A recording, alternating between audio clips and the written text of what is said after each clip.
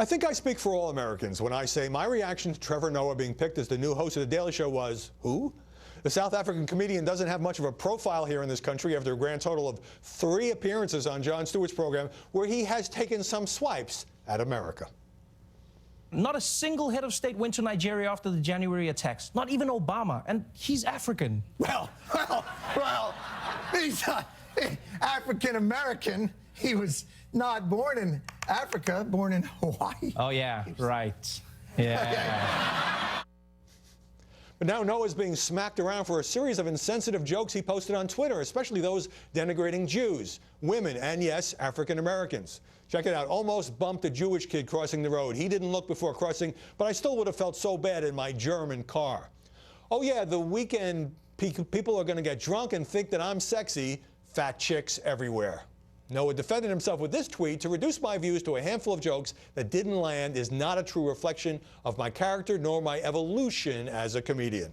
I spoke earlier with Greg Gutfeld, co-host of The Five and author of The Joy of Hate: How to Triumph Over Whiners in the Age of Phony Outrage.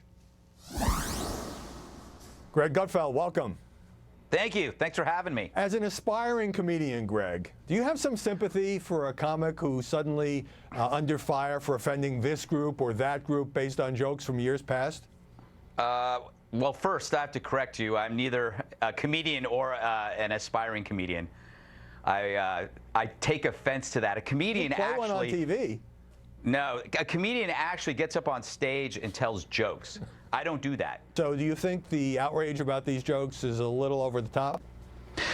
It always is. It's always over the top. The interesting thing about it is the left had assumed that the people that were going to get angry about his jokes or his tweets would be from the right. However, it's the left that were most outraged over what they perceived to be sexist jokes and racist jokes.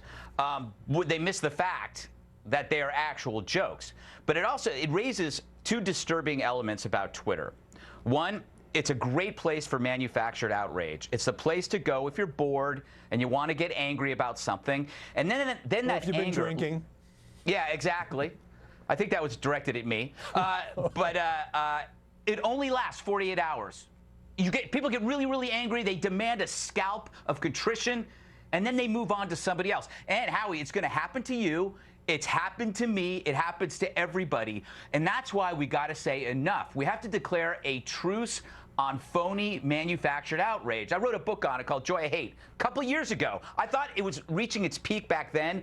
Now it's actually worse. The cycle is now accelerated, right? So that it's almost every 2 to 3 days there is a new outrage. But this is now broader than Twitter, I would say. And look, I give comedians a lot of leeway because all comedy is going to offend somebody. But just to read you one of the tweets, Trevor Noah retweeted somebody who said, "Blue-eyed people have a higher alcohol tolerance," and he wrote, "and lower Jew tolerance." Some of this just kind of smells like anti-Semitism, and made me uncomfortable. Oh, no, you know what? I don't even think that's the worst one. These are, yeah, they're not just unfunny. They're kind of mean. But again, I go back to the fact that I have to give everybody a pass. If it's a joke, I have to give them a pass, even if it's a bad joke. This is the other disturbing thing about Twitter. Him on Twitter, Trevor on Twitter, is not likable. I mean, when you read those tweets, it's like, who is this guy? Then you go and you watch his actual performances, and he's incredibly likable. He's very funny. He's a funny guy, and he makes fun of everybody. But there is, Howie, a weird thing in his tweets. It's a little disturbing. That's focused on Jews. It's just there, and on Jews, on fat women, and that kind of thing. But here's one more point, Greg, and that is, let me read you another one.